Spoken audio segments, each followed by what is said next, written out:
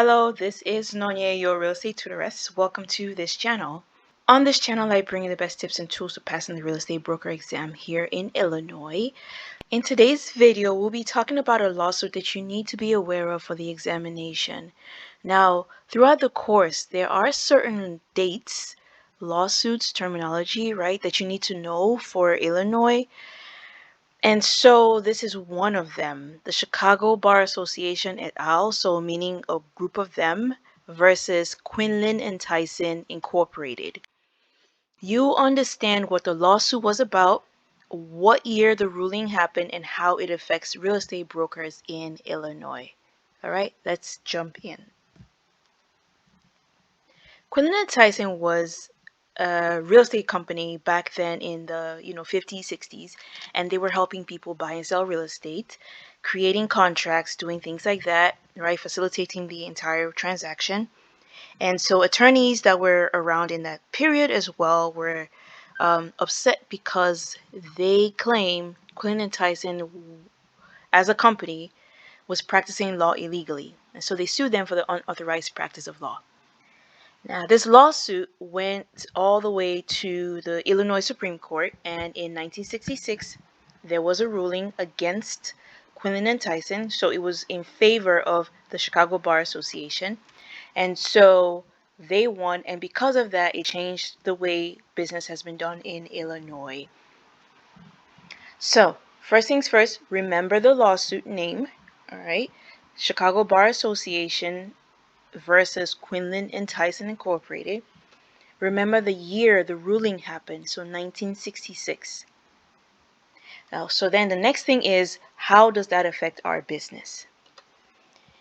Because of the lawsuit, the Illinois Supreme Court now decided, based on that, these are the things that real estate agents can and cannot do when it comes to contracts.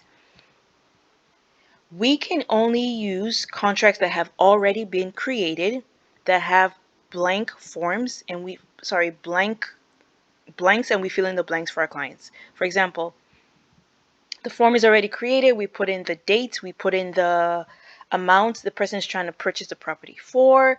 If it's a lease, same thing, we just fill in the blanks. We don't draw up the lease agreement from scratch, right? Because then that will constitute the unauthorized practice of law. So there are forms that we customarily use in our practice, and that's what you will be using when you get your real estate license as well. These forms are drafted and created by local attorneys as well as real estate agents.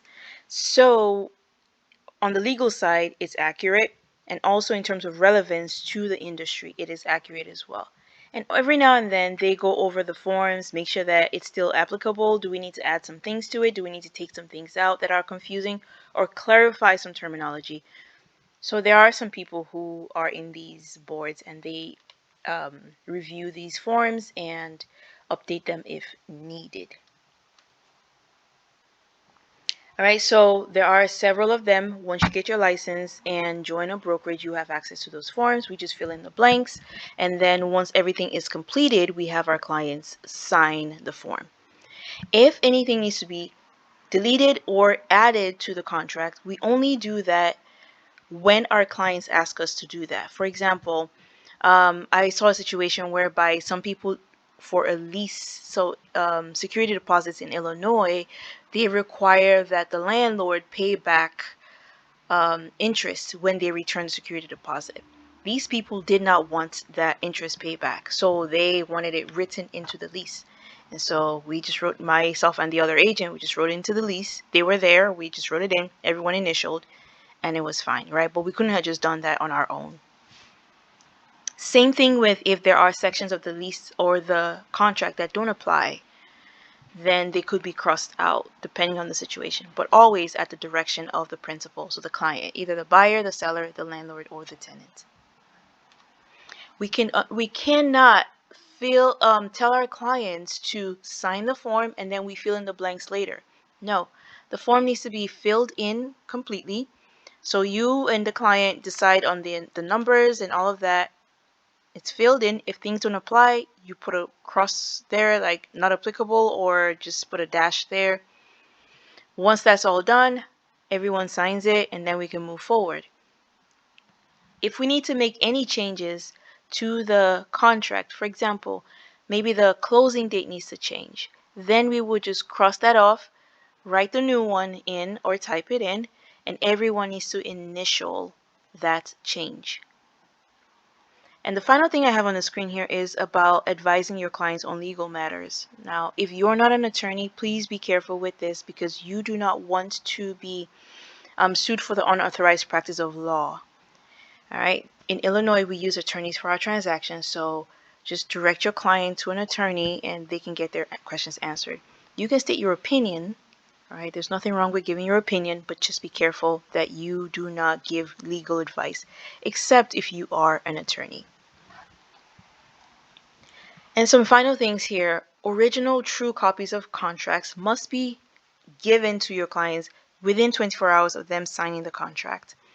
With everything being digital, this is so simple to do, right? If you use one of those e-signing platforms, just put the people's name, their emails in there. Once everything is signed, they automatically get a copy. You don't have to think, oh my gosh, I need to get this to my clients. You need to email it to them within 24 hours. So just put their name in there, either as a signer or as a recipient or both, and they get the forms anyway. Also, once the sales contract has been signed, right, that's kind of where our duty when it comes to paperwork ends, right? We don't do anything else. We don't fill out any other documents or draw up any other documents that happen after the sales contract has happened. So if the deed needs to be prepared, we don't do that. Bill of sale, the mortgage document, all of those things are done by attorneys, the lending people, the title company, all of them handle all that stuff. Once the sales contract is filled out, that's where our duty when it comes to preparing documents ends. All right. Again, you don't want to be liable for the unauthorized practice of law. So with that, we've come to the end of today's video. Hope this was helpful to you. Remember, Quinlan and Tyson was the company, and they were sued by the Chicago Bar Association. The ruling was in 1966, and because of that, we just use already created contracts. We don't have to write anything, and we just fill in the blanks. And it kind of makes our lives easier if you really think about it. Let me know in the comments if you have any additional questions. If you are in a different state, let me know what you guys do in your state and how it's different from how we do it here in Illinois. I will link this video here where I talk about contracts, so feel free to dive in. And I will see you in the next video.